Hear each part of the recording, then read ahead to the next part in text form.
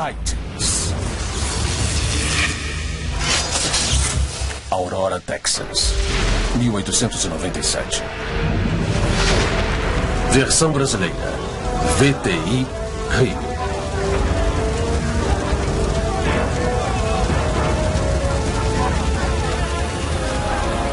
Avistamentos, luzes, pânico, corpos, uma conspiração.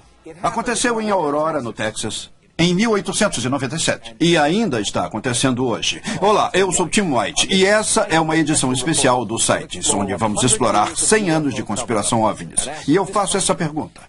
Algum dia saberemos a verdade?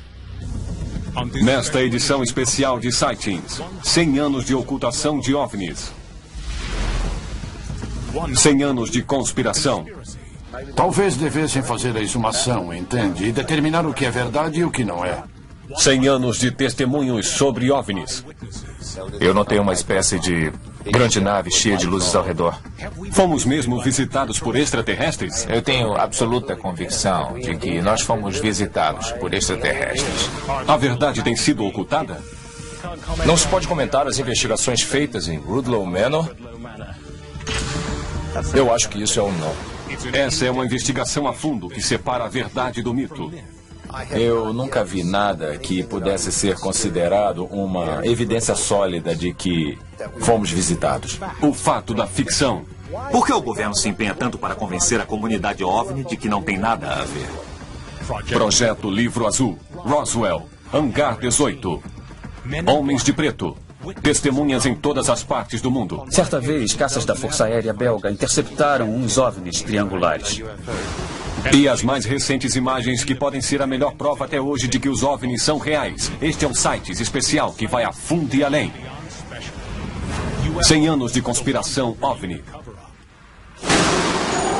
Sightings. Fantasmas. OVNIs. Percepção extrasensorial. Paranormalidade. Mente. Desconhecido. Sightings. Há pouco mais de 100 anos, a semente da observação de OVNIs a nível mundial foi plantada na pequena cidade de Aurora, Texas. Desde então, foi erguida uma parede aparentemente intransponível entre o que o governo acha melhor falar e o que o público acredita que o governo realmente sabe. Mas existem rachaduras nessa parede e um recente artigo publicado em um jornal da CIA, Estudos sobre Inteligência, pode botar tudo por terra. E com isso, 100 anos de conspiração OVNI. Ver para crer? Publicações microfilmadas. OVNIs, objetos voadores não identificados. Eles são vistos em todo o mundo por milhares de pessoas, registrados em filme ou vídeo, da cidade do México até Phoenix, Arizona. Há testemunhos sérios de oficiais militares, de policiais, todos ecoando o mesmo refrão. Alguma coisa está lá fora e nós queremos saber o que é. Mas apesar das análises de alta tecnologia e avistamentos relatados desde o início da história registrada, não há resposta para o mistério dos OVNIs. Ou há? O que o governo sabe e que não está nos dizendo? Um artigo pouco discutido e que o Sightings achou em um jornal interno da CIA abriu a janela para um mundo até agora encoberto. A edição de inverno de 1997 do Estudos sobre Inteligência contém detalhes sobre os negados protocolos dos Estados Unidos referentes a OVNIs, incluindo revelações sobre a ocultação sistemática, a desinformação, a intimidação e a fraude, tanto da Força Aérea como da CIA. Jerome Clark é o autor da Enciclopédia de OVNIs. Eu sempre achei engraçado o fato da CIA acusar outras agências do governo de esconder as coisas. Eu acho isso engraçado. Eu também acho interessante porque a CIA está ratificando as alegações que os pesquisadores de OVNIs fazem há um bom tempo de que a Força Aérea está encobrindo coisas sobre os OVNIs. Me parece bastante óbvio, mas a questão principal é o que eles estão escondendo? Estão escondendo o conhecimento real sobre a presença de extraterrestres na atmosfera da Terra ou estão escondendo apenas a sua confusão e incompetência? Muitos pesquisadores consideram este informe o primeiro passo na admissão oficial de que os OVNIs existem. Mas outros advertem que, a julgar pelas ações passadas, esta pode ser uma tentativa calculada de desviar a atenção sobre o que o governo realmente sabe e quando descobriu. Por isso, os ufólogos concordam que a espera de que as autoridades revelem o que sabem acabou. É hora de agilizar o estudo dos OVNIs e é hora de expor toda a encenação. Kevin Randle estuda OVNIs há mais de 25 anos. Já faz muito tempo que a investigação de fenômenos OVNIs está nas mãos de pessoas que são interessadas, mas não nas mãos de pessoas treinadas em ciências, pessoas treinadas em técnicas de investigação. Daí que as provas reunidas não têm a qualidade necessária para convencer a comunidade científica da validade de estudar o fenômeno OVNI. Se aplicarmos padrões estritamente científicos, vamos descobrir exatamente o que está acontecendo. Aurora, Texas, 1897. Uma cidade insignificante, uma data insignificante, até compreendermos o papel na história da conspiração dos OVNIs. Há 100 anos, milhares de pessoas em todos os Estados Unidos estavam vendo aeronaves cruzando o céu. E quando uma caiu em Aurora, a era moderna da ufologia nasceu. Jim Marrs escreveu sobre essa queda histórica em seu recente livro A Agenda Alien. Na manhã de 17 de abril de 1897, um grande objeto prateado em forma de charuto flutuou lentamente sobre a cidade, tomou a direção norte rumo à Terra e aparentemente explodiu. No local do acidente, Jim Marrs me apresentou ao Wally Cheriton, um nativo do Texas que cresceu ouvindo o pessoal mais velho contar essa história da aeronave com aparência alienígena e passou anos estudando a lenda da queda em Aurora. A questão central, Wally, é que alguma coisa, há 100 anos, caiu aqui. Você acredita nisso? Bom, eu tenho que ter a mente aberta. Eu sou cético, mas eu acho que... acredito que algo aconteceu. Foi aqui. Se houve um pedaço. acidente... Isso. Essa é a área. Talvez tenha havido uma explosão, talvez não. Eu só sei que caiu. O piloto foi resgatado dos destroços, mas morreu. Mas apesar do choque sofrido por aqueles no local do desastre, a história foi relegada a um canto do jornal. As descrições como sendo algo que não pertencia a esse mundo não mereceram menção. Mas esta frase, não era habitante deste mundo, vista em um enterro cristão, hoje seria o mesmo que extraterrestre, ligando o passado ao presente. Em algum lugar deste cemitério está o corpo de alguém que não é desse mundo. O que havia no epitáfio? Era um... Bom, eu vou desenhar para você. Era um V invertido, com um pequeno círculo e um espaço com mais 2 círculos como vigias. O desenho na pedra não é típico de uma lápide.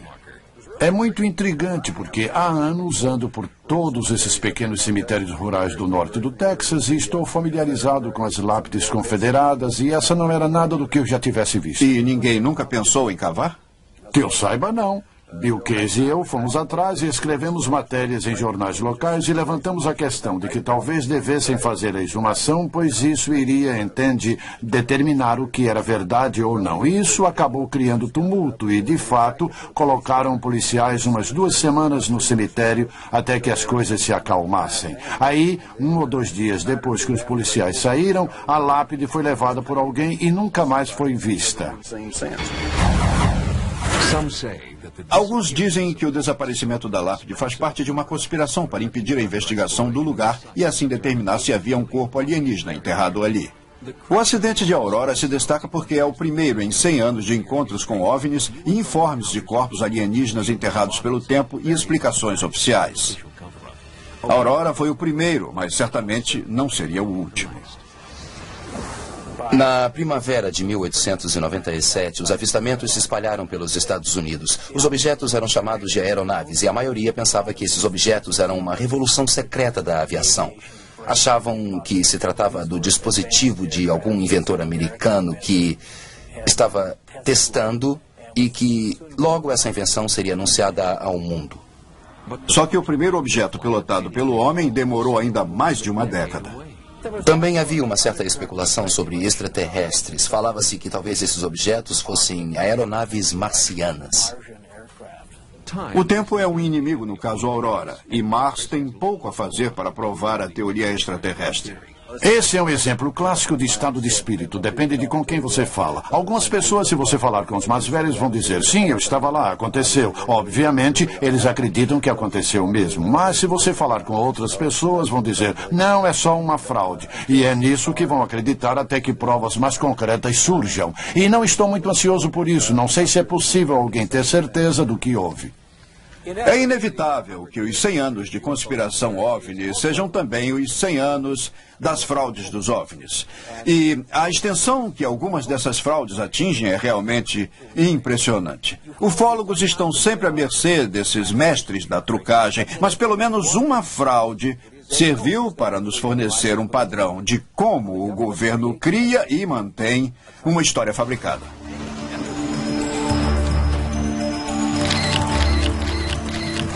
Eu suspeito que os OVNIs possuem duas categorias. Uma em que as fraudes são criadas pelos humanos e outra que as fraudes são feitas por alienígenas. No deserto californiano do Mojave, Kit Hanson recriou uma das mais históricas fraudes de OVNIs. Eu acho que essas fraudes podem ser o meu equivalente ao grafite dos anos 60. Daí que fazemos um grafite no céu e as pessoas os atribuem aos alienígenas. Quando estudante de faculdade, Hanson soltou uma série de balões de lanternas nos céus de Tucson e Prescott, Arizona. E vários foram reportados como avistamentos de OVNIs. Tem um monte de gente como eu que faz esse tipo de coisa. Os dois caras na Inglaterra que estavam falsificando os círculos das plantações são exemplo desse tipo de gente. Vocês sabem, os caras fazem isso. E há muitas pessoas que fazem esse tipo de coisa, só que a maioria não é descoberta. Eu não entendo por que isso não é reportado. Em 1962, um dos balões de Hanson não só foi avistado pelo público, como também recebido com uma explicação oficial pela Força Aérea. Os militares insistiram que o avistamento era neon refletido em uma nuvem a baixa altitude. Essa é uma clara indicação de que o governo tende a inventar uma explicação e então a espalha como verdade. Lá vai ele.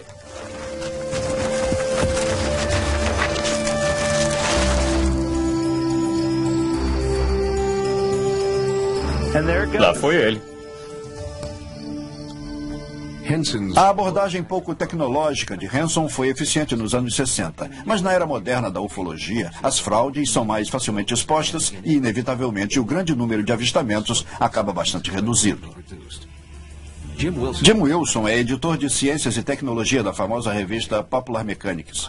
Eu nunca vi nada que pudesse ser considerado uma evidência sólida de que fomos visitados. E a minha tendência é descartar todas as atuais alegações de avistamentos. Carl Flock, um ex-funcionário do Pentágono e da CIA, discorda. Ele acha que existem muitas evidências de que os OVNIs são reais. O que temos são evidências substanciais que claramente demonstram que os OVNIs são reais. E há uma grande quantidade de coisas que descobrimos que são fenômenos naturais incomuns, mas quando eliminamos isso, o que sobra são aeronaves incomuns que vieram de algum lugar. Mas quando o avião não vem de lugar algum, quando a explicação é clara e simples, por que os informes oficiais não são honestos?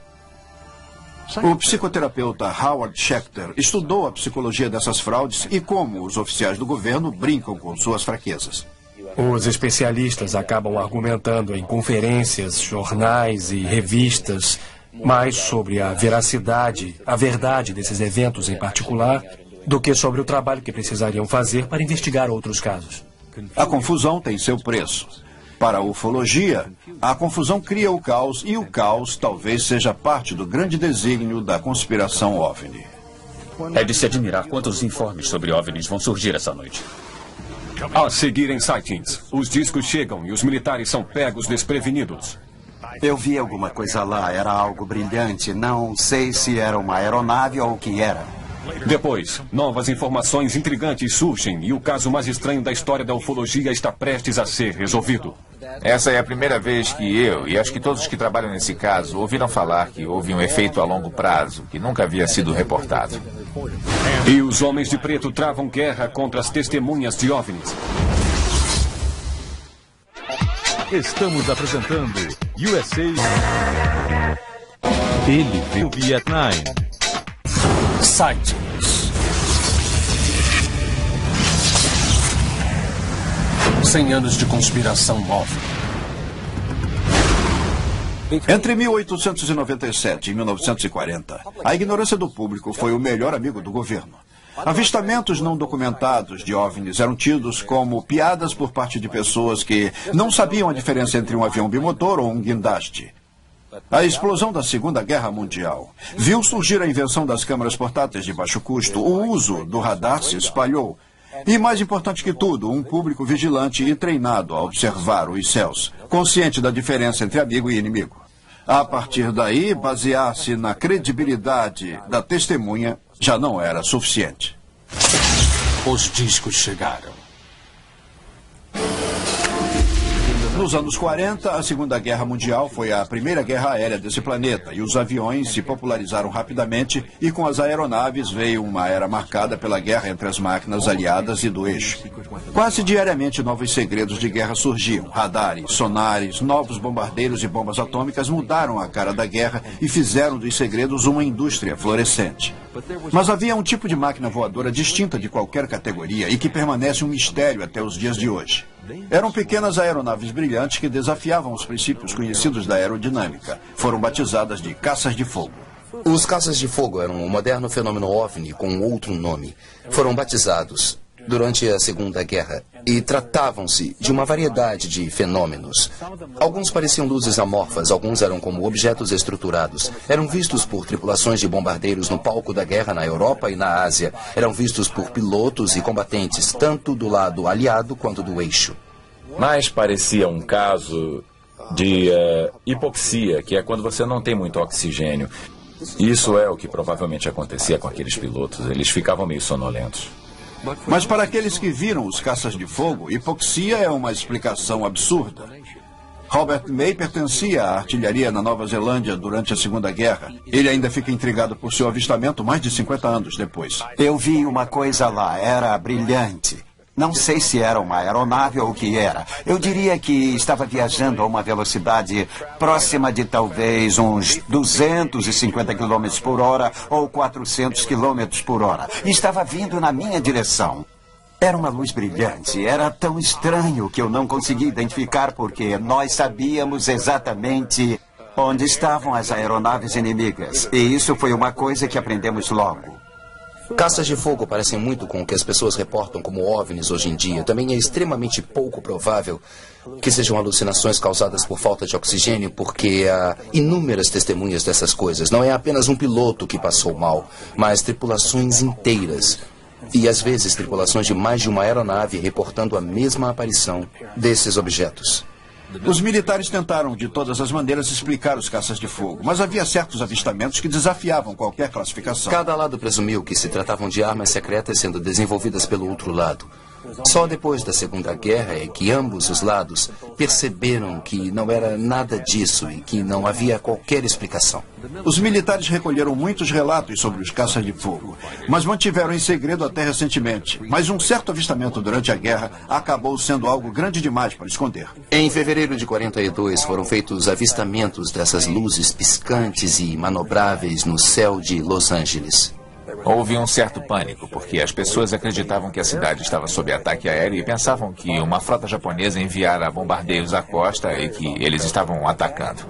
Baterias antiaéreas abriram fogo contra elas e dispararam ininterruptamente por quase 2 horas, sem acertar em nada, sem bater em nada. E não há dúvida de que havia algo no céu. Milhares de pessoas viram. Os japoneses não haviam atacado. As explicações oficiais da época foram do alarme falso a aeronaves não identificadas. E até hoje não foi dada uma explicação satisfatória para o caso.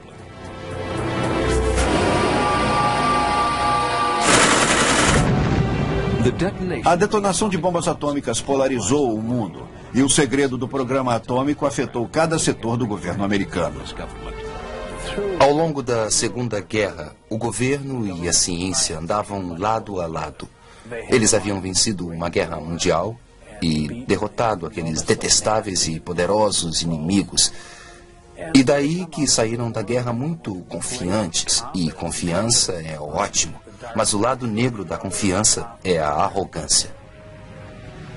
Depois da Segunda Guerra, as sementes da arrogância frutificaram em novos tipos de programa de governo, projetos secretos, testes militares tão secretos que a maioria dos congressistas não sabia que estavam acontecendo. Foi nesse ponto que o número de avistamentos cresceu dramaticamente e acabou sendo sugado pelo voraz vórtice do silêncio. Mas a abordagem distanciada, dada aos avistamentos e que serviu tão bem para o governo no passado, deixou de servir no verão de 1947, quando os americanos começaram a exigir respostas. 1947 foi o ano que capturou a imaginação de todos e foi por causa do avistamento de Kenneth Arnold em 24 de junho de 47. Foi realmente o catalisador que agitou tudo. Esta é a voz de Kenneth Arnold, descrevendo o que ele testemunhou perto do Monte Rainier. A aparência era de um prato de torta cortado pela metade, com uma espécie de triângulo convexo na parte traseira. Eu fiquei procurando pela cauda, mas não possuíam cauda. Pareciam refletir o sol como um espelho. Não voavam em formação convencional, como é ensinado no exército. Pareciam avançar, dando voltas bem acima dos picos das montanhas. Ele viu 9 desses objetos em forma de disco voando a uma velocidade que, em princípio, ele calculou em 2.700 km por hora. Outros avistamentos começaram a ocorrer muito particularmente no noroeste. Os objetos eram descritos com formato de disco e foi assim que o termo disco voador nasceu. O importante em relação a 1947 é que foi a primeira vez que o fenômeno OVNI foi reportado em grande escala em todo o país. Foi a primeira vez que o fenômeno extraterrestre foi sugerido como possível explicação. Foi a primeira vez que discutimos de verdade a ideia de visitas alienígenas aos Estados Unidos, ao mundo todo, se assim desejar.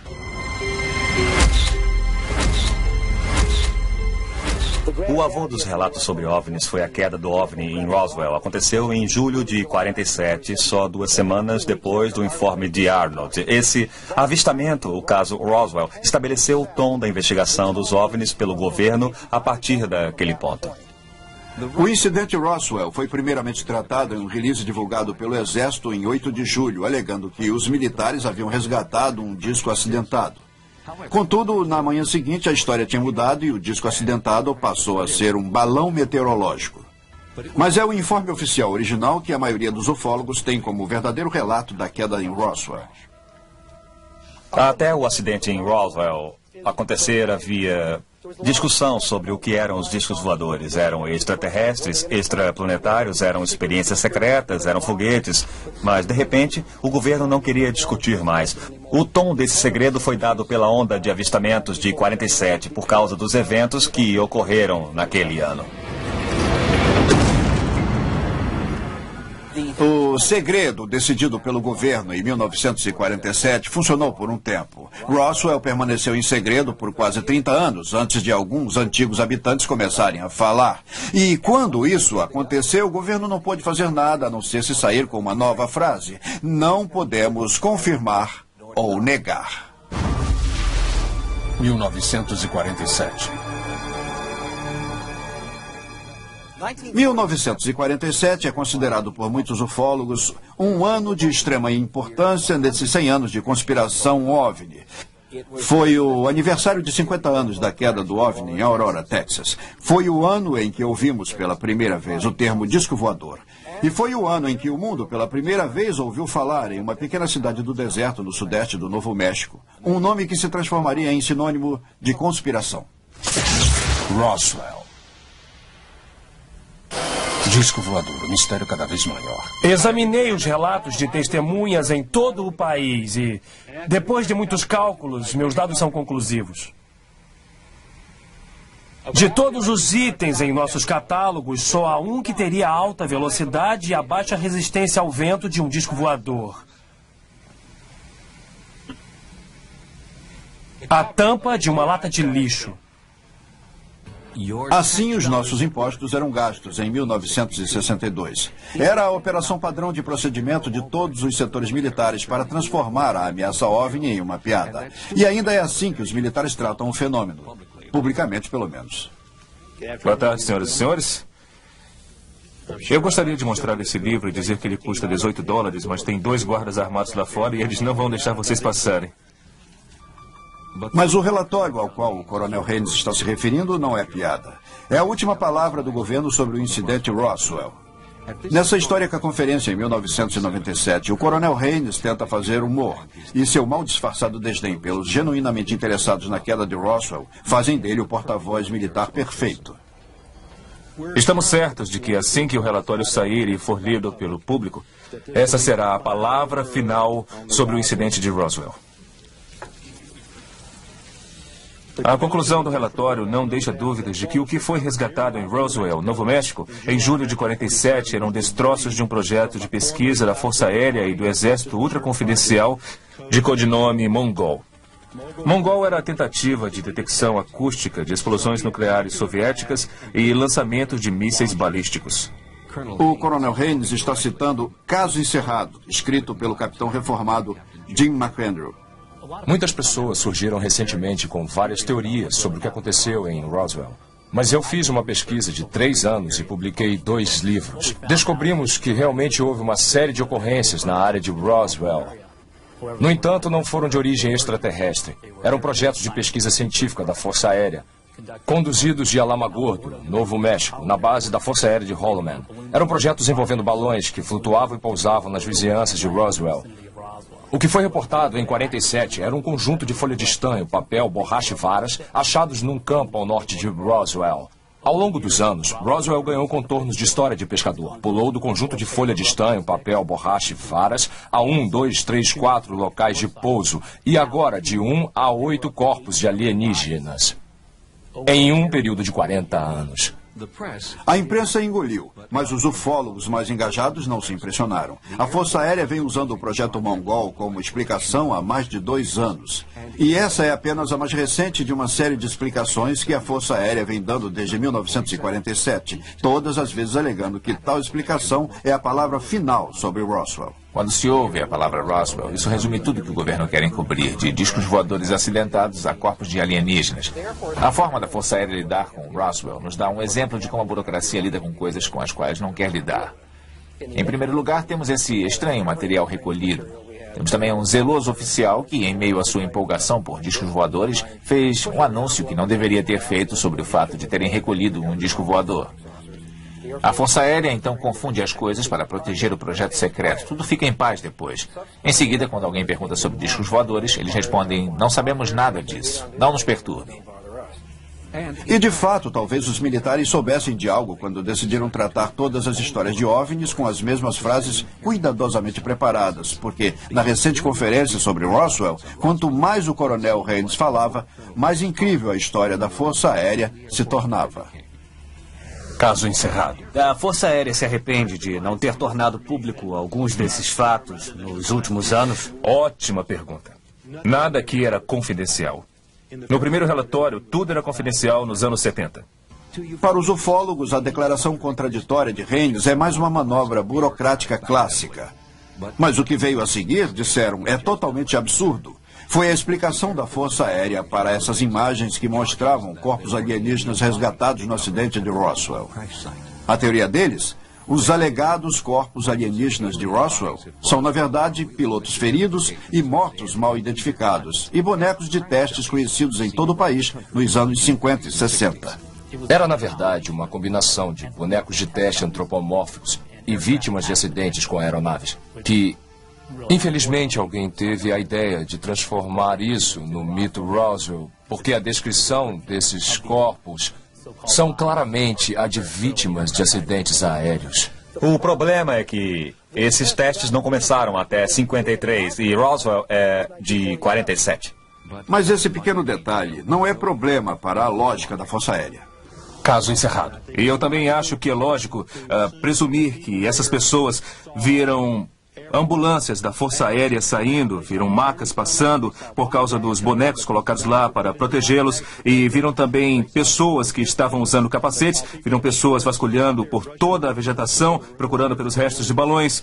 E é só você colocar tudo isso junto, vão ver que tudo se encaixa perfeitamente nas ocorrências que aconteceram naquele período em Roswell. As pessoas não estão falando de balões ou aeronaves terrestres, mesmo aeronaves incomuns. E não estão falando de bonecos de testes de acidentes ou corpos de pilotos humanos. Estão falando sobre estranhos resíduos e metais e corpos de aparência muito estranha. Você pode descartar todos os testemunhos que quiser, mas se tentar fazer um caso usando relatos de testemunhas de forma seletiva, provavelmente não vai conseguir construir um caso honesto. O apoio à alegação de Clark de que o disco voador recuperado perto de Roswell era qualquer coisa menos um balão superconfidencial vem de uma fonte inesperada. Jim Wilson é o editor da revista Popular Mechanics e autor desse relatório sobre a queda em Roswell.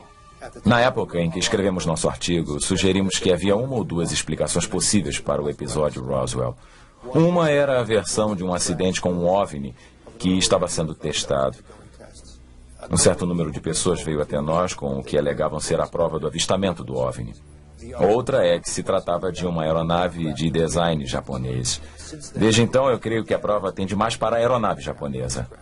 A prova mais interessante que achamos tinha a ver com um fragmento de material que foi achado na segunda área do acidente, em Roswell, a qual as pessoas se referem como ponto central.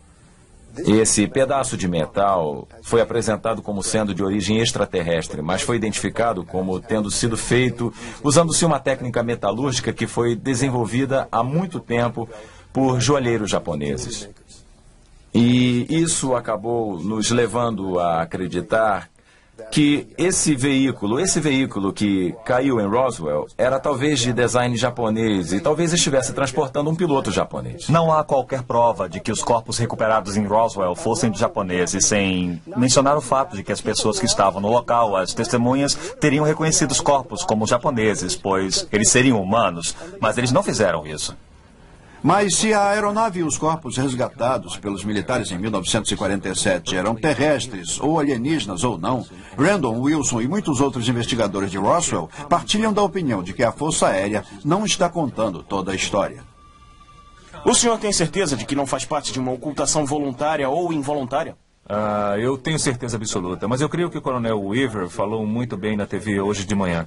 Não conseguimos guardar os pequenos segredos. Como podemos fazer uma conspiração ou ocultação?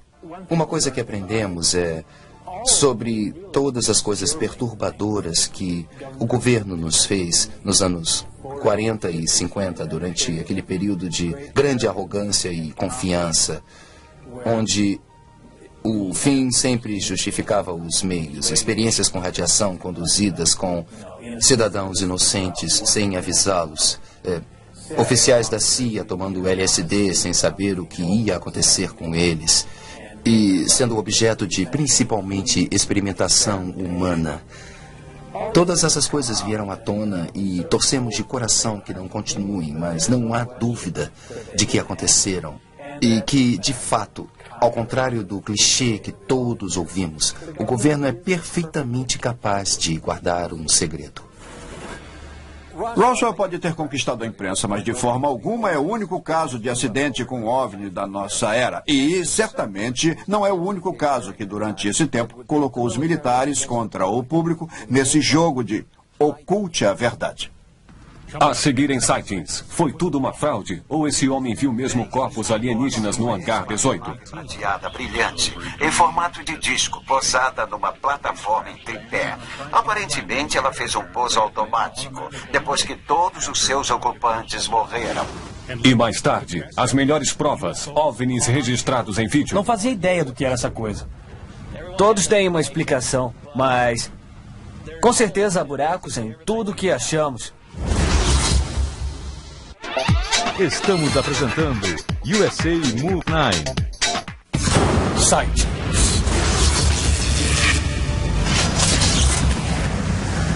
Cem anos de conspiração óbvia. A queda suspeita e subsequente resposta do governo em Roswell, Novo México, marcam o início de uma era crítica nos 100 anos de conspiração OVNI. O público começou a exigir cada vez mais informações sobre um alarmante e crescente número de avistamentos. E o governo começou a dar cada vez menos e menos detalhes sobre o que sabia. Teve início a Guerra dos OVNIs. A Guerra Fria dos OVNIs. Algo que aprendemos é sobre todas as coisas perturbadoras que o governo fez conosco durante os anos 40 e 50. E nós sabíamos que havia coisas de antes da Guerra Fria que só agora estão vindo à tona. E algumas dessas coisas com certeza envolviam a investigação do governo referente aos OVNIs, o conhecimento do governo sobre provas de OVNIs. O governo é muito bom em guardar segredo, independente do que as pessoas digam. Eles guardaram segredos atômicos, eles se certificaram de que ninguém espalhasse o segredo antes da Segunda Guerra.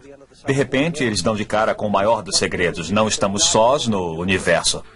No final dos anos 40 ao final dos anos 60, programas de governo foram criados para estudar e, aos olhos da maioria dos pesquisadores de OVNIs, descredibilizar o fenômeno OVNI. Houve o Projeto Sign, o Projeto Grudge e depois o mais importante secreto, embora conhecido por todos. O Projeto Livro Azul foi muito pernicioso e acho que depois de um certo ponto as investigações não eram conduzidas objetiva ou efetivamente como deveriam ou poderiam ter sido. Mas, mesmo assim, foi reunido um grande material e um incrível amontoado de dados muito úteis para nós e que precisaria ser garimpado e estudado. O Projeto Livro Azul pode ter sido uma unidade para confundir o público, mas, dizem alguns ufólogos, o trabalho real de ocultação de dados relativos a OVNIs era feito a centenas de metros na sede do Projeto Livro Azul, em um prédio super confidencial na base aérea de Wright-Patterson, conhecido como Hangar 18. Havia rumores de que corpos alienígenas e aeronaves acidentadas circulavam entre vários pesquisadores de OVNIs. E então, no início dos anos 70, o ufólogo Robert Carr fez essa extraordinária declaração na Conferência Nacional de OVNIs. É de conhecimento em todo o mundo acadêmico, no mundo médico, é de conhecimento de toda a Força Aérea e, acima de tudo, é de conhecimento da CIA. Que a inteligência aérea no campo Wright-Patterson tem em sua posse uma espaçonave prateada. Brilhante, com formato de disco, pousada numa plataforma em tripé. Aparentemente ela fez um pouso automático depois que todos os seus ocupantes morreram. Robert Carr acabou sendo o melhor amigo do governo. Era um showman, um homem que se dizia professor e médico, embora não tivesse formação universitária. Era uma brincadeira de criança descredibilizar a ele e as suas afirmações sobre discos e corpos em Wright-Patterson. Até mesmo o filho de Carr, nesse recente artigo na revista Inquirer, caracteriza a história de seu pai como uma completa fabricação. Mas, independente da credibilidade de Carr, poderia haver alguma verdade em suas alegações originais? Baseado nas provas que acumulamos e nos relatos de testemunhas, os restos do disco capturado em Roswell foram levados para a base Wright-Patterson em julho de 47. Oficialmente, a Wright-Patterson era a sede do Projeto Livro Azul da Força Aérea. Não oficialmente, também era tida como o lar dos discos voadores e corpos alienígenas resgatados, e não apenas por causa das alegações que Carr viria a fazer mais tarde. Homens trabalhando nas secretas catacumbas sob essa instalação militar também tinham histórias para contar. Entre eles, o oficial da Força Aérea Jack Donahue, que contou a membros da família que ele havia testemunhado a autópsia de criaturas extraterrestres. Meu tio Jack tinha uma autorização de segurança super confidencial quando ele trabalhava na Wright-Patterson aqueles dias. A história mais estranha e impressionante que ele contou para mim foi o dia em que me perguntou se eu tinha ouvido falar de um acidente de OVNI em Phoenix, Arizona. Ele disse, nós temos os corpos do acidente. Ele disse, nós descemos até a área de congelamento.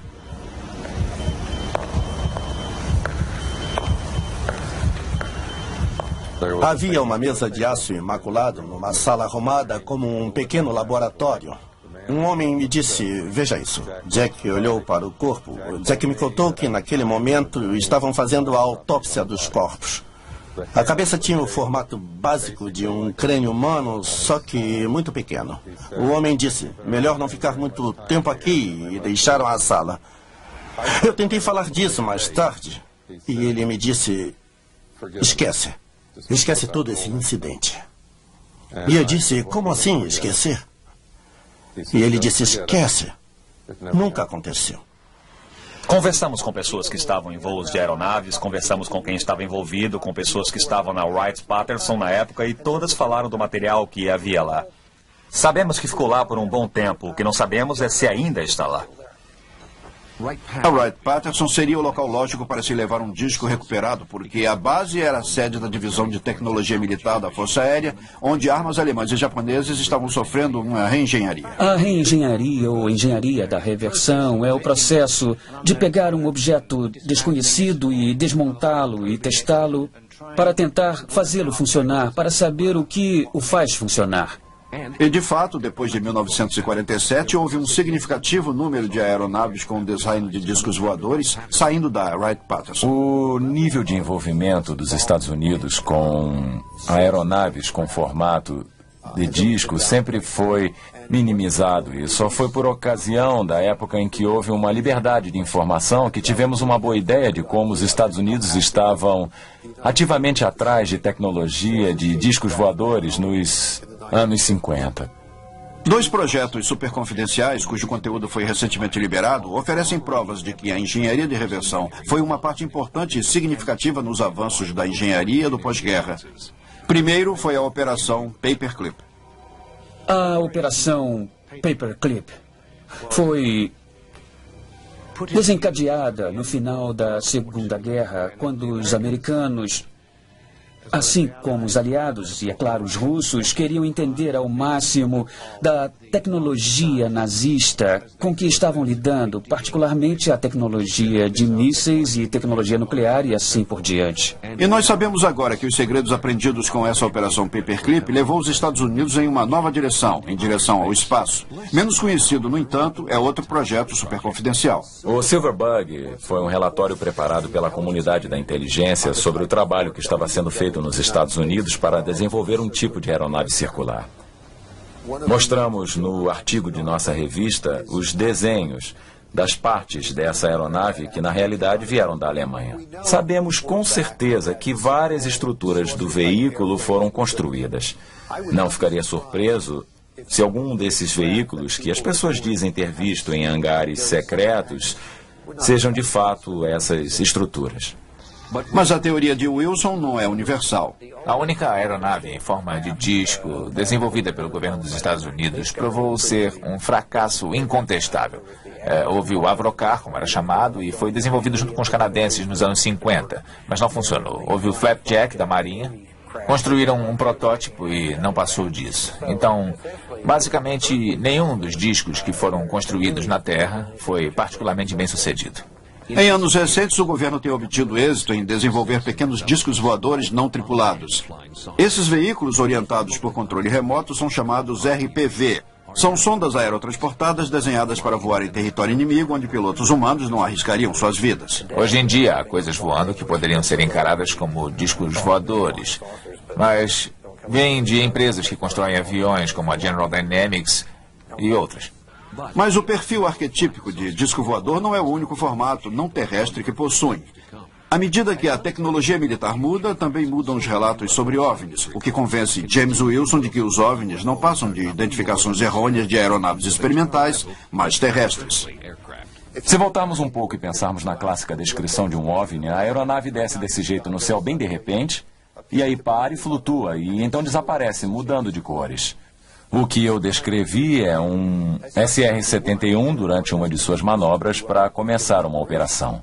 A fim de conservar energia e combustível, essa aeronave e muitos outros tipos que viajam mais rápido do que o som fariam uma manobra que os pilotos do SR-71 chamavam de Dispedoodle, que seria subir a uma altitude de talvez, vamos dizer, 33 mil pés, e então começar a descida, passando além da barreira do som, indo para cima e assumindo uma altitude alta. Os primeiros voos de treinamento dos SR-71 explicam alguns avistamentos que ocorreram no percurso de voo das aeronaves experimentais.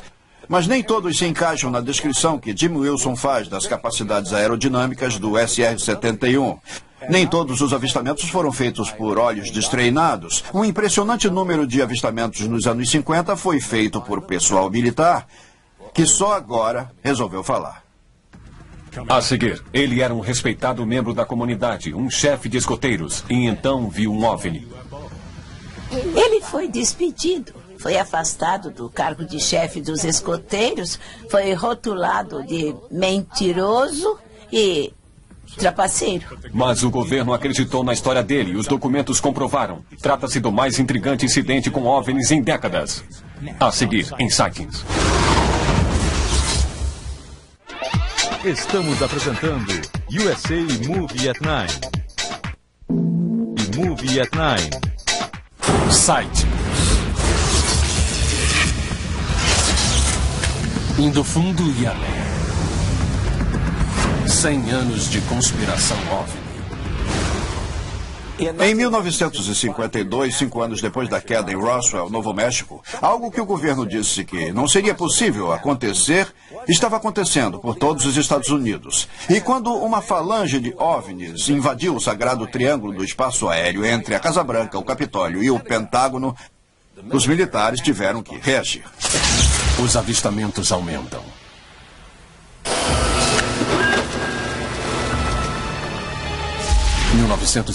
No verão de 1952, uma das maiores ondas da história do fenômeno OVNI eclodiu por todos os Estados Unidos.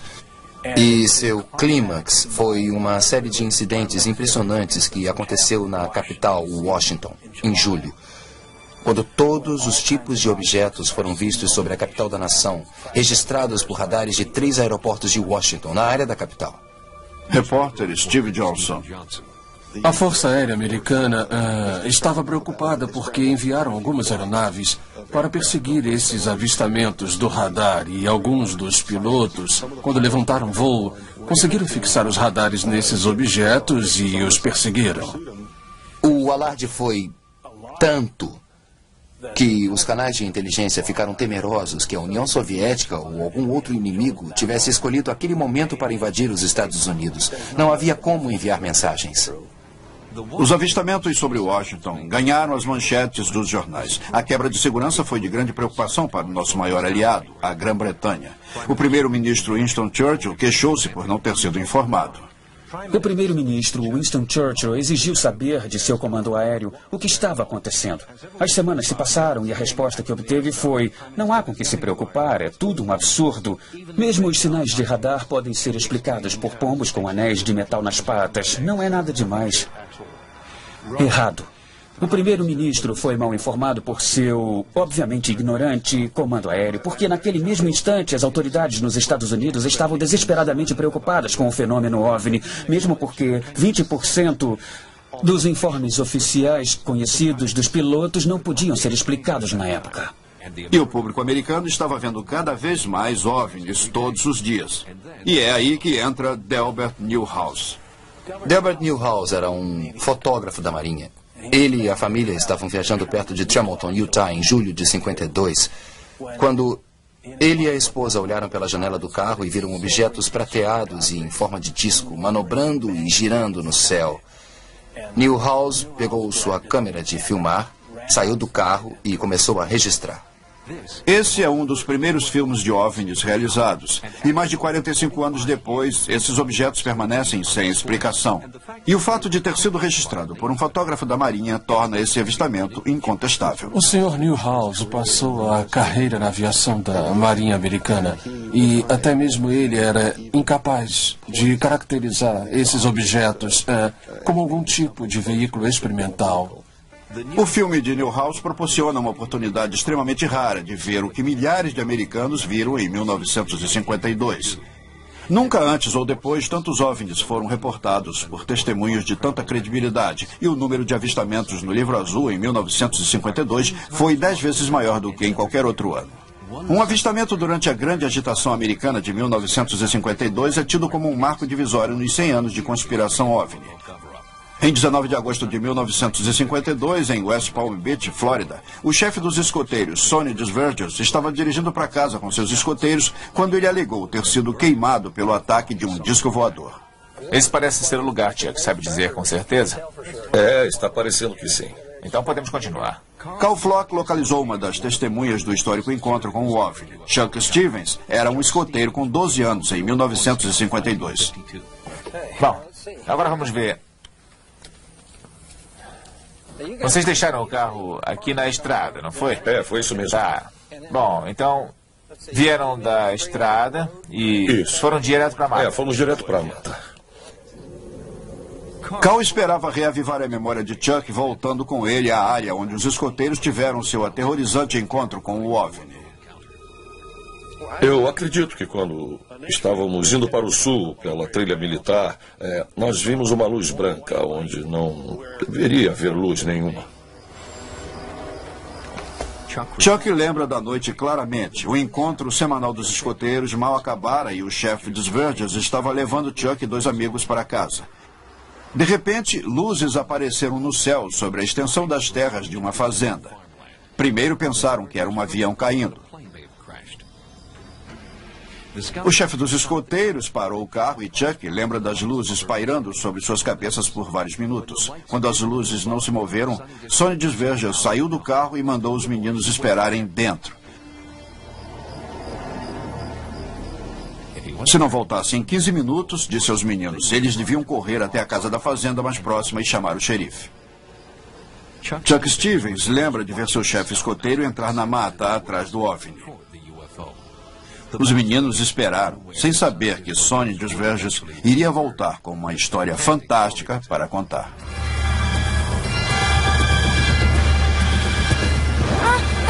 Socorro! Vamos sair daqui! Nós estávamos correndo no meio da floresta. Todos queriam ficar na frente, entende? Tínhamos medo de que algo acontecesse com quem ficasse para trás. Por isso, queríamos ficar na frente. Mas enquanto estavam correndo, vocês ainda podiam ver as luzes nas árvores ou não davam mais? As luzes ficaram atrás de nós e, por sorte, bem atrás. Sei, claro. Vocês estavam tentando deixá-las para trás. Com certeza. Quando chegamos a uma fazenda, chamamos o xerife e ele chegou e nos pegou e nos trouxe de volta. E quando voltamos ao carro do Sonny, o Sonny estava saindo da mata. No relatório oficial, o xerife observou que o uniforme dele estava chamuscado. Ele tinha queimaduras na face e nos braços. Mas o OVNI não podia ser mais visto e o xerife só tinha a palavra de Sonny Desverges sobre o que havia acontecido. Chuck Stevens se recorda, no entanto, que havia provas do contato com o OVNI no local. Nos pinheiros havia um ramo quebrado, como, por exemplo, nesse ponto aqui. Como se estourasse e a seiva estava correndo na árvore. Sei, e havia por acaso alguma outra prova do incidente ou alguma coisa que tenha caído? Não sei. A vegetação ao redor estava murcha por causa do intenso calor, eu acho. E, houve informes posteriores de que acharam o solo na área em que o Sonny indicou muito quente e afundado a uns 40 a 50 centímetros abaixo da superfície. Os agora liberados arquivos do Livro Azul apoiam as recordações de um menino de 12 anos. E o relato, que já foi secreto, revela que não apenas ufólogos estavam interessados nesse caso. Página após página, foto após foto, provas físicas coletadas pelo pessoal da Força Aérea apenas algumas horas depois do incidente ainda fazem parte dos arquivos do governo sobre o contato imediato do chefe dos escoteiros. Uma peça importante deste caso, que é extremamente intrigante, porque, caso contrário, poderia ser há muito tempo ignorado ou considerado uma fraude, é a prova física encontrada na vegetação que foi coletada pela Força Aérea. Embora possam existir algumas explicações, ninguém ficou satisfeito até hoje, pelo que eu sei. Então, por que essa história não tem tanto destaque quanto Roswell? Por que a Força Aérea tenta ignorar esse encontro com o OVNI, já que eles recolheram tantas provas físicas reais? É simples. O governo sabia que a melhor maneira de silenciar a história era deixar que Sonny Desverges continuasse falando. Ele era um falastrão e aumentava a história toda vez que a contava. Ele foi rotulado de mentiroso. A moradora local na época, Vicky Oakes, lembra do que aconteceu a seguir. Como ele foi tratado? Por que ele acabou sendo... Ele foi despedido. Ele foi afastado do cargo de chefe dos escoteiros. E ele foi rotulado de mentiroso e trapaceiro. Eu sei que foi horrível. Sonny deixou a cidade, sumiu de vista e nunca mais se ouviu falar dele. Todas as tentativas de achá-lo fracassaram. Fiquei chateada com a forma como ele foi tratado. E acho que as pessoas deviam ver que havia algo e que não podiam deixá-lo sozinho. Vicky Oakes também revelou que viu provas do encontro de Sonny mais de um ano depois. ficamos surpresos em descobrir que nada havia crescido naquele grande círculo. Quer dizer, então, que havia uma área circular? Uma grande área que parece ter sido queimada, chamuscada, calcinada, sei lá, mas ainda estava lá, como se fosse deixada de lado. E eu fiquei pensando, mas por que ninguém vem aqui para ver essa prova ao invés de tratar aquele homem tão mal? Essa foi a primeira vez que eu, e acho que qualquer um trabalhando nesse caso, já ouviu falar de um efeito tão prolongado que nunca havia sido reportado. Outras provas que o governo queria esconder para deixar o público de fora da verdade vêm de Lyman Bradford, que viu um OVNI em 1952 com seus próprios olhos. Eu me lembro que eu estava olhando naquela direção, que é o leste, e eu notei uma grande nave com luzes ao redor. Estava tão iluminada que tive uma boa visão dela. E estava descendo, eu acho que a uns 18, 20 metros, ao nível do chão. Lyman fez o que qualquer garoto de 7 anos faria. Ele correu para chamar o pai. E o pai, um mecânico da base da Força Aérea local, fez o que qualquer um de nós faria. Ele tirou fotos. O pessoal da Força Aérea que esteve aqui levou amostras do solo. Eles levaram amostras e levaram a câmera. A câmera jamais voltou, não é? Eu recebi a câmera de volta. Mas o filme não foi devolvido. O filme não foi, não.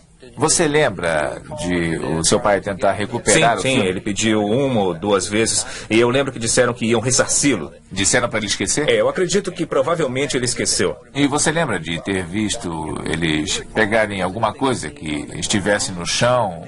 Sim, eu me lembro, sim. Pelo que eu vi, sim. Eles chegaram e pegaram as amostras. E eles tinham um caminhão bem ali em algum lugar. Eles pegaram amostras e havia um círculo. Em torno a grama estava toda morta. Ao redor de todo o círculo. No dia seguinte, né? Isso, no dia seguinte estava tudo marrom. Como se fosse feito pelo calor do gás. Acho que não há dúvida de que essa história é significativa, porque é uma nova informação sobre um possível avistamento que pode confirmar o que foi dito pelo chefe dos escoteiros durante o avistamento ocorrido aproximadamente no mesmo período.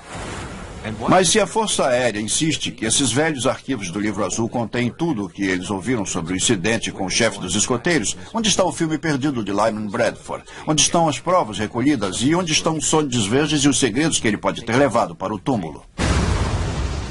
Durante os anos 50 e 60, o governo americano foi extremamente eficiente em silenciar os membros das forças militares e os órgãos oficiais que alegaram ter tido encontros com os OVNIs. E só sabemos disso porque esse pessoal, nos anos 70 e 80, finalmente resolveu aparecer, já que não sentiam mais que tinham algo a perder.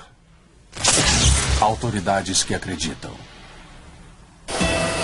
Em 1951, o temor da Guerra Fria virou uma escalada de pânico, quando o pessoal militar posicionado na Islândia viu vários enormes OVNIs.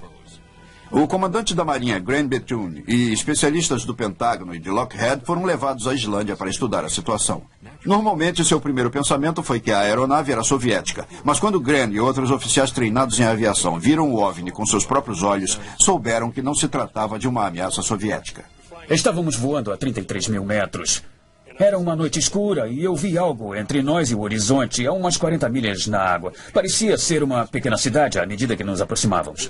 Mas quando chegamos perto, havia uma definição de imagem dessas luzes, que estavam em forma de círculos, luzes brilhantes sobre a água. E de repente as luzes se apagaram. Em seguida havia um pequeno halo amarelo na água. Quer dizer, bem pequeno. Que estava a uns 40, 50 metros de distância. Quando cheguei perto, era tão grande que pensei que ia passar por nós. Aí desativei o piloto automático, abaixei o nariz do avião e em seguida estava olhando direto para ele, que parou a uns 60 metros abaixo de nós e talvez a uns 450 metros de distância. Bem perto assim. Ficou lá uns segundos. Não sabíamos na hora se tinham rastreado isso, mas descobrimos mais tarde que tinham rastreado. O transporte VIP escapou, mas apenas 2 anos depois, outra aeronave militar voando sobre o Lago Superior não teria tanta sorte. O incidente Ken Ross ocorreu em 23 de novembro de 53, quando um alvo foi rastreado na base aérea Ken Ross. Um F-89 foi enviado para perseguir o tal objeto não identificado superveloz que estava sendo rastreado pelo radar. O que pôde ser observado no radar foi a difusão de pontos do F-89 e os pontos do OVNI, até que apenas restou os do OVNI. Pareceu à torre de controle que o F-89 e seu piloto simplesmente sumiram do mapa.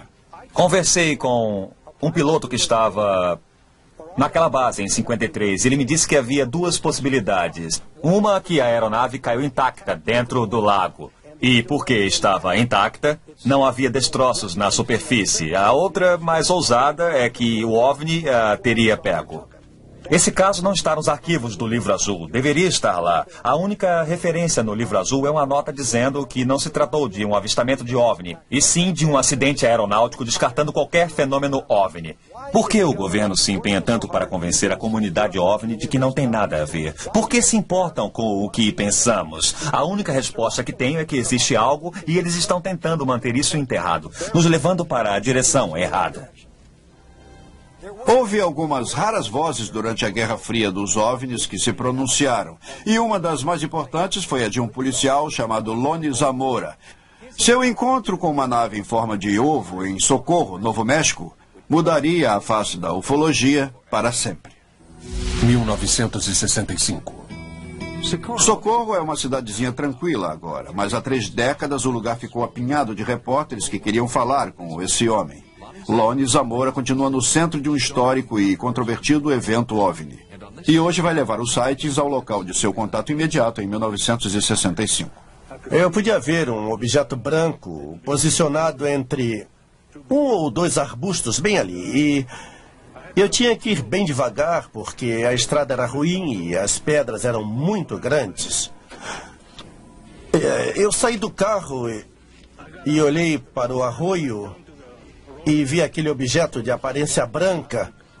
Era uma espécie de ovo bem grande, maior que um carro.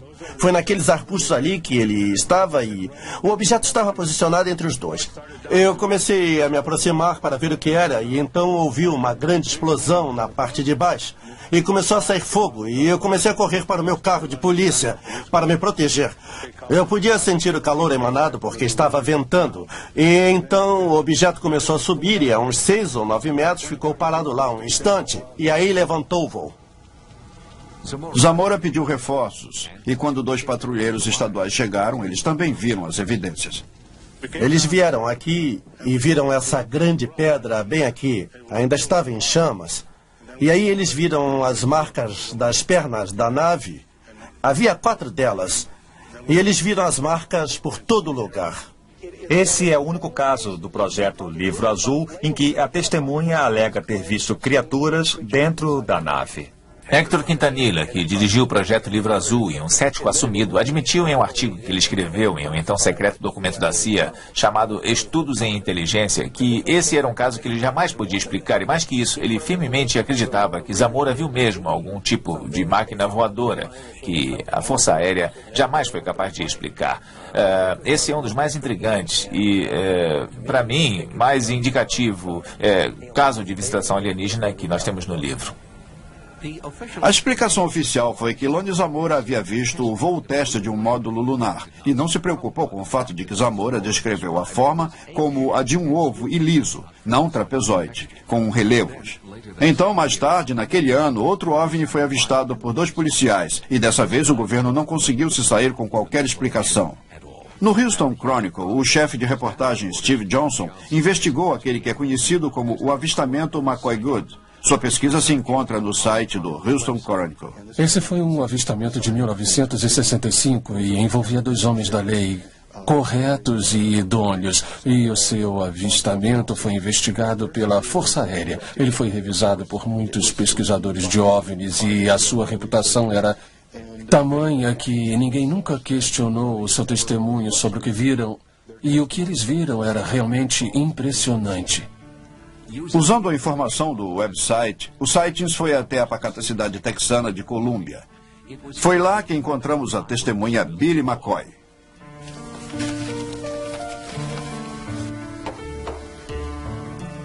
McCoy há muito tempo se aposentou do departamento de polícia, mas ainda tem vívidas memórias da aterrorizante noite em que trabalhou com o seu parceiro Bob Good. Foi uma noite que começou com a mordida de um jacaré. Bob trabalhou numa reserva e tinha um jacaré de 1 metro em um tanque. E ele contou que ia mudar o jacaré para outro tanque e foi aí que foi mordido no dedo. Ele tirou a bandagem e mostrou o dedo todo vermelho e inchado e todo inflamado. Aquele tipo de ferimento cheio de sangue e água. Estava bem feio.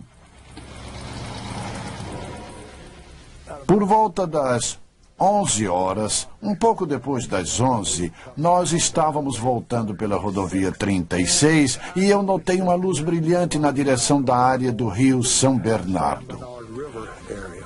Uma pequena bola azul apareceu na nossa frente e, a curta distância, parou. Eu chamei a atenção do Bob para aquilo. Depois, estacionamos o carro no acostamento da estrada. E a coisa estava bem acima de nós. Não ouvimos qualquer som. A luz púrpura estava pulsando e inundou por completo o carro de patrulha. Mas eu gritei, ele gritou, dei marcha ré, mas a bola parou abruptamente, fez um movimento de 90 graus e desapareceu. E é aqui que a mordida do jacaré se torna significativa na história. O Sr. Good estava com a mão ferida para fora da janela do carro. Durante o tempo do avistamento, quando a luz quente, estranhamente colorida, foi lançada pelo objeto. O Sr. Good alegou que mais tarde naquela noite, seu dedo pareceu estar curado. Aí eu falei, Bob, a coisa boa que aconteceu nisso tudo é que fez você esquecer do ferimento no dedo. E ele disse, quer saber? Essa coisa nem está doendo mais. E ele tirou a gás e não havia mais inchaço. Ele jogou a bandagem fora. E no dia seguinte, era como se nada tivesse acontecido com o dedo. Outro componente fascinante desse contato aconteceu 2 dias depois, quando o policial Good foi procurado por 2 homens misteriosos. Esse foi um dos primeiros casos documentados daquilo que nos referimos agora como homens de preto. 2 caras apareceram no tribunal e pediram para falar com os policiais que tinham feito o avistamento. Eles usavam ternos pretos e chapéu coco. Bob disse que os tais caras começaram a contar para ele o que havia acontecido conosco. Eles disseram a ele que se tivéssemos parado e não tivéssemos fugido da aeronave, ela teria pousado e seríamos saudados por pessoas muito parecidas conosco. Seríamos convidados a ir a bordo e daríamos um passeio e seríamos trazidos de volta são e salvos. Nós ficamos curiosos a respeito desses caras, porque ninguém, pelo que soubemos, os havia enviado para nos entrevistar. Parece que os homens de preto costumam visitar pessoas que viram um OVNI, e o governo admite que isso acontece, e daí suponho que o que aconteceu conosco aconteceu com outras pessoas. O Projeto Azul da Força Aérea investigou esse avistamento. A Força Aérea determinou que não havia neblina. A lua era quase cheia. Eles não conseguiram achar nada que fizesse nossa história não ser verdadeira. Billy McCoy lembra que os outros policiais não entenderam por que eles não enfrentaram o OVNI. Bom, sabe, nós tínhamos armas no carro, armas do nosso lado. Muita gente já disse, puxa, por que não atiraram? Ora, não se pode atirar em algo quando não se sabe o que é. Depois de observar um OVNI tão de perto por mais de 15 minutos, Billy McCoy e Bob Good só puderam chegar a uma conclusão. Eu não vi nada que me levasse a pensar que não estávamos sendo observados por alguma nave de outro mundo. E eu acredito que o próprio oficial da investigação concluiu que esses senhores eram pessoas confiáveis e que, apesar da estranheza da situação, esses indivíduos estavam falando a verdade. Nos anos 60, testemunhas confiáveis como McCoy e Zamora foram efetivamente silenciadas pelas ameaças de misteriosos estranhos. Mas agora que todos os arquivos do Livro Azul foram liberados ao público e pesquisadores sérios estão examinando os casos, os principais atores nos maiores contatos imediatos do passado estão saindo das sombras, dizendo mais uma vez, observem os céus. O evento em Socorro teve um impacto extraordinário no mundo da ufologia. O Dr. J. Allen Hynek, o homem que inventou o termo contato imediato, trabalhou com investigações sobre OVNIs para o governo como parte do prestigioso painel Robertson. Mas o caso Socorro convenceu o Dr. Hynek de que a verdade sobre OVNIs estava sendo manipulada pela Força Aérea. Depois de Socorro, Hynek deixou o seu cargo. O governo perdeu um de seus mais importantes porta-vozes e ganhou um de seus mais ardentes críticos. A seguir, um aterrorizante encontro com OVNI na periferia da Área 51, na Inglaterra. Quando os soldados me acordaram dessa experiência pesadelo, estavam a 600 metros fora do curso, nessa direção. E depois, aumentam as provas, recentes imagens registradas em vídeo em pontos quentes de OVNIs ao redor do planeta. Estamos apresentando USA Movie at Night. Site.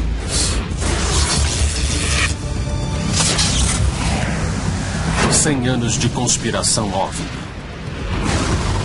Somente nos últimos 40 anos, os ufólogos começaram a se organizar e se mobilizar. Os avanços que deram é de impressionar. E com a organização vem o respeito.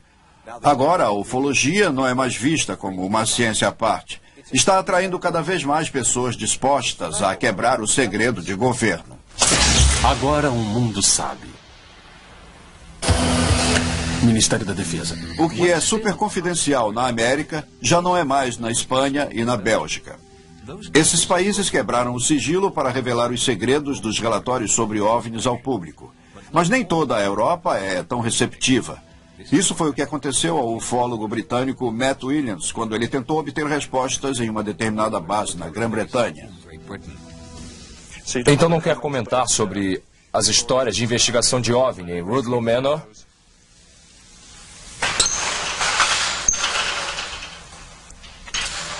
Eu acho que isso é um não.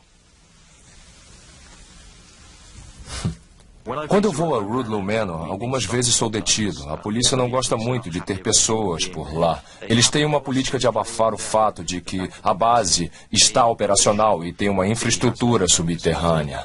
Do lado de fora, Rudloe Manor tem a aparência de um inocente conjunto de prédios no meio de uma pacata zona rural inglesa.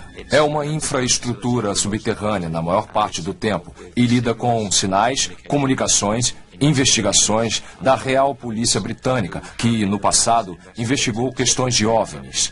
É bem secreta. A Real Base Aérea de Rudloe Manor é de fato um ponto de coordenação para a investigação oficial de OVNIs. De 1977 a 1997, e isso me foi confirmado por ninguém menos do que o oficial comandante da Real Base Aérea de Rudloe Manor, apesar das negativas de décadas. Mas por que tanto mistério? Que segredos podem existir nos subterrâneos dessa base militar? Tem havido avistamentos perto da Real Base Aérea. Tem havido aeronaves desviadas para interceptar OVNIs. Não sabemos que objetos são esses, porque os arquivos não nos dizem nada, mas certamente o Rudloe Manor, estando no centro dessa área, teve sua própria atividade ufológica. Seria uma mera coincidência que uma das bases mais secretas da Grã-Bretanha esteja localizada numa área de tanta atividade ufológica? Ufólogos e paranormais dizem que não. A área onde Rudloe Manor está situada é, na realidade, uma linha de energia. E há coisas incomuns ligadas à área onde Rudloe Manor está. Lá existe um túnel que vai até Boscombe Downs. Aparentemente é um túnel de 30 quilômetros que atravessa o país. E esse túnel sai perto de Stonehenge.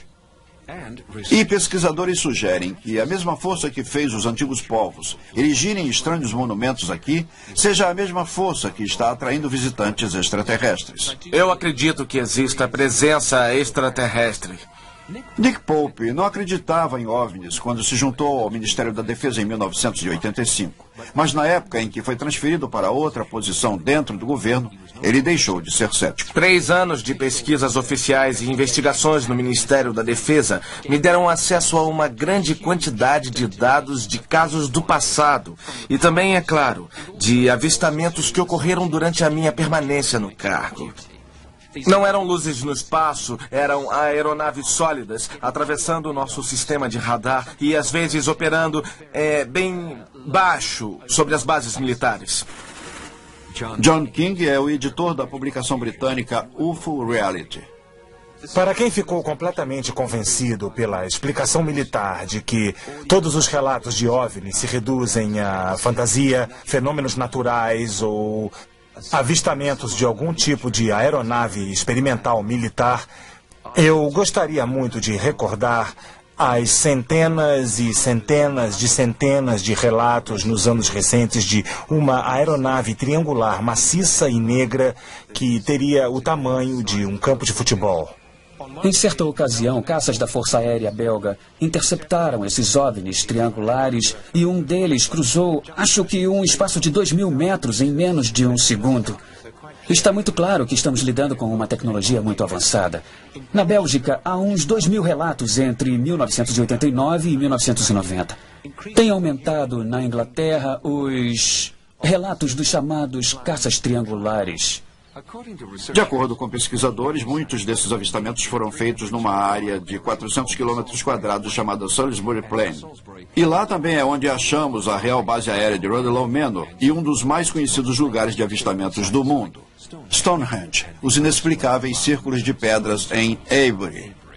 Atrás de mim há uma boa porção de Salisbury Plain, que é basicamente o terreno de treinamento dos militares britânicos.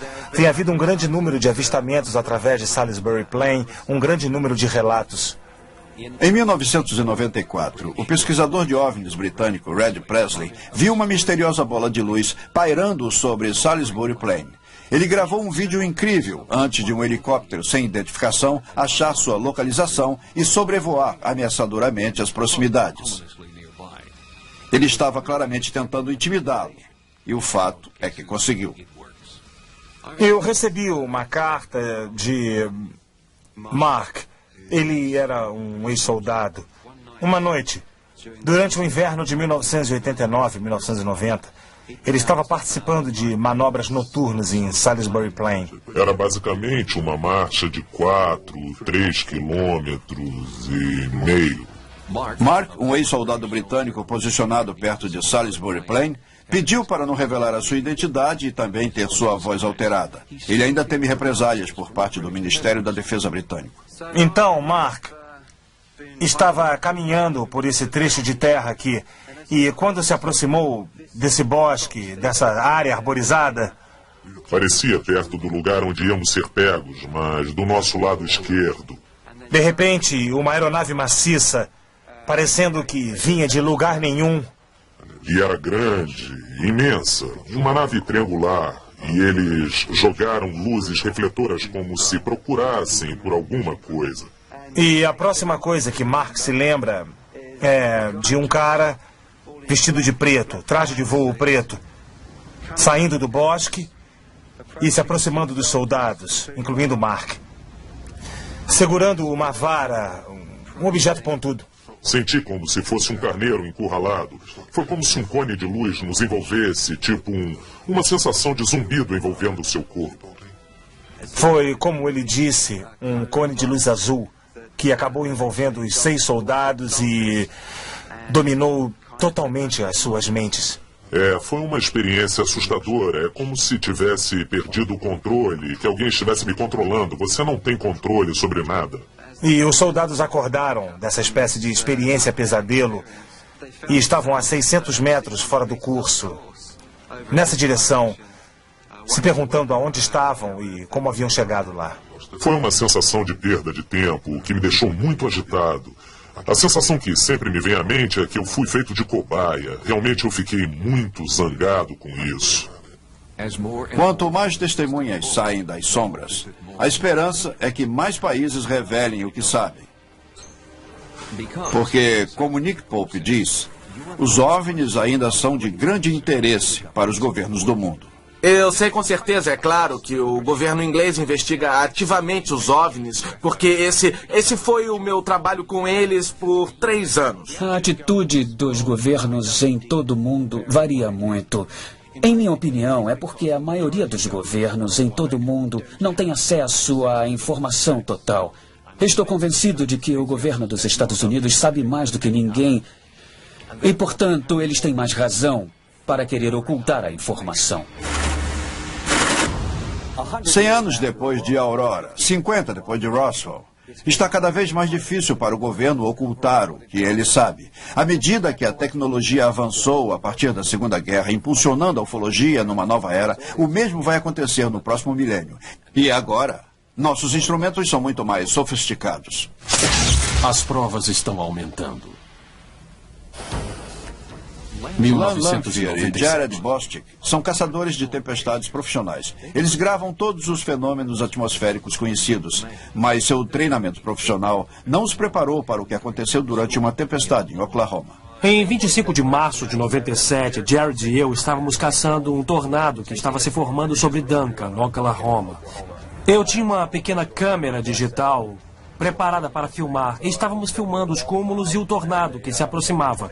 Estava à direita, em frente ao cúmulo.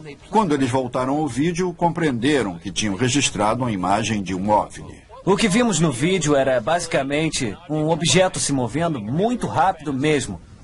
As pessoas a quem perguntamos estimaram que estava em Mach 10 a 30 km por hora, baseado em certas suposições sobre o filme, o ângulo da lente e todo tipo de coisas estranhas.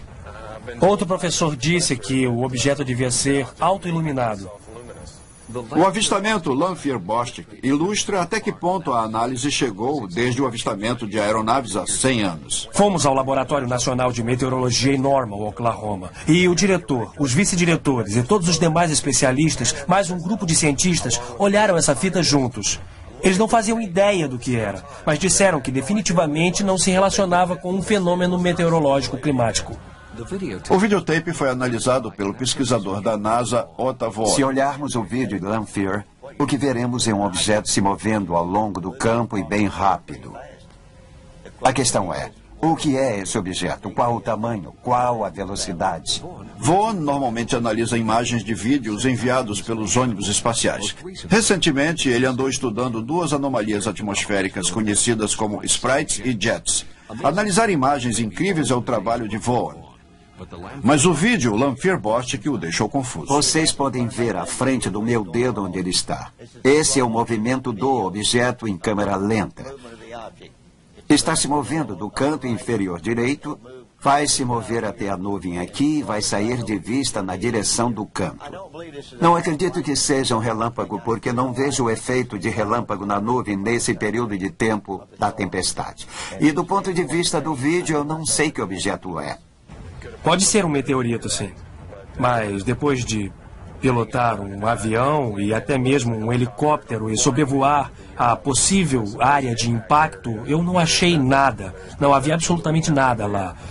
O objeto não é um relâmpago, não é uma vaca voadora, não são fragmentos na frente da lente da minha câmera e também não é nada associado à tempestade. Não é uma bola de beisebol sendo jogada a 6 quilômetros. Eu não faço ideia do que é essa coisa. Eu nunca vi nada como isso antes, só isso. Nem como caçador de tempestade, nem como observador comum. Maiores análises do filme Lanphier-Bostic estão em andamento e podem ser acompanhadas no website de Lan Lanphier, em www.windchase.com. Mas, ironicamente, eliminar as possibilidades do que o objeto não é apenas aumenta o mistério sobre o que é. Isso prova ser verdade na cidade do México, onde milhares de pessoas vêm observando avistamentos inexplicáveis há anos. O repórter investigativo Jaime Musson acompanha avistamentos no México desde que eles começaram, em 1991. Deve ser difícil acreditar que em uma cidade com 20 milhões de pessoas, praticamente todas as tardes você possa ver um OVNI. Durante os últimos anos, milhares de pessoas testemunham o aparecimento de objetos voadores não identificados. Agora, com tantos avistamentos e tantos vídeos, tento ir atrás de mais provas concretas. Mas o ritmo é muito lento.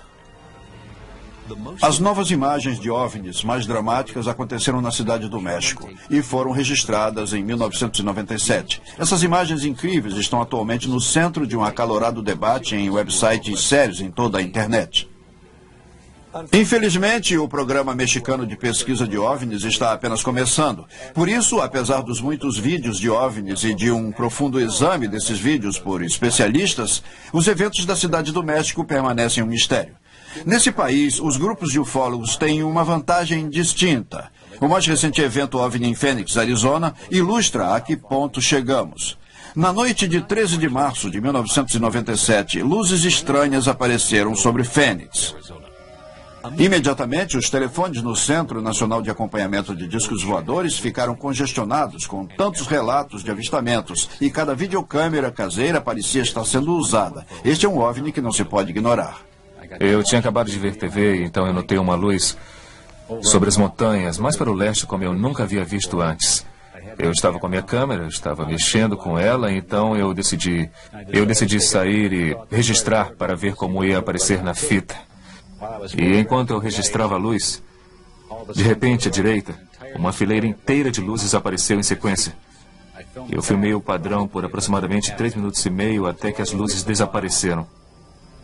Havia milhares de relatos chegando, inclusive um grande número no norte de Phoenix, em Prescott, Arizona. O ufólogo Michael Tanner dirigiu até Prescott para o encontro com testemunhas. Eu vou apresentá-los. Este é Roger, Steve, Liz. Como vai? É um prazer. A Anne você já conhece. Tudo bem. Estávamos indo para casa e as crianças viram uma formação de nuvens abaixo daquelas colinas ali. O que nós vimos estava do outro lado de Glassford Hill e estava vindo de Pauling e do aeroporto de Prescott e vinha direto para nossa casa. E este é o tamanho relativo da lua cheia.